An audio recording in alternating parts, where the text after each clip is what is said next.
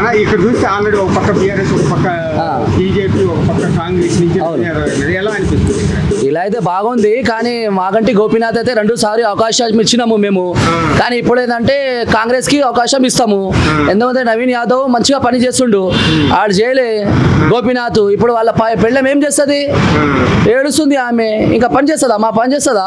ఇప్పుడు ఈ నవీన్ యాదవ్ గారు వస్తే మంచి, నవీన్ యాదవ్ వస్తే సూపర్ ఉంటుంది, బొమ్మాట ఉంటుంది, పని చేసి ఇస్తాడు, గలీలో తిరుగుతాడు, మంచి పని చేసి ఇస్తాడు. ఆమెకి ఏం చెప్పాలి? మేము పోయి నా పని చేయమంటే చేస్తుంది ఆమె. చెప్తే చేసే అవకాశం ఉంది, అవకాశం 100% అవకాశం ఉంది, గెలుస్తాడు తప్పకుండా. కాంగ్రెస్ గెలుస్తుంది ఇక్కడ, ఓకేనా? అదే ఆల్రెడీ ఇదివరకు సీసీఆర్ గారు ఉన్నారు, ఏమన్నా మంచి చేసినట్టు అనిపించి సీసీఆర్ ఇప్పుడు పార్టీలే లేడు, ఎంత పని చేస్తున్నాడు. ఇంకా పార్టీలో వస్తే ఇంకా బొంబాటు చేస్తాడు పని ఆయన. ఇప్పుడు ఎవరికైనా అవకాశం ఇవ్వాలా లేదా? ఇవ్వాలి కదా. ఒక అవకాశం ఇచ్చి చూడాలి ఎట్లా చేస్తుండో చూడు. మంచిగా చేస్తే మళ్ళీ గెలిపించు, మంచిగా చేయాలంటే ఓడిపించు మళ్ళీ ఒకసారి. అవకాశం అయితే ఇవ్వాలి కదా. దాని గురించి ఒక ఛాన్స్ ఇస్తున్నాం ఆయనకి, కంపల్సరీ ఆయన వస్తాడు. టీఆర్ఎస్లో కూడా మెజారిటీ ఉంది, నాకు కూడా మెజారిటీ ఉంది, కానీ బంపర్ మెజారిటీ ఉంది, కాంగ్రెస్ వస్తుంది. అంటే ఇప్పుడు ఆల్రెడీ వాళ్ళు పక్క ప్రచారం చేస్తారు, వాళ్ళు గెలవలేరు, నెక్స్ట్ మేమే వస్తున్నాం అధికారంలోకి, సింపతితో వచ్చే అవకాశం.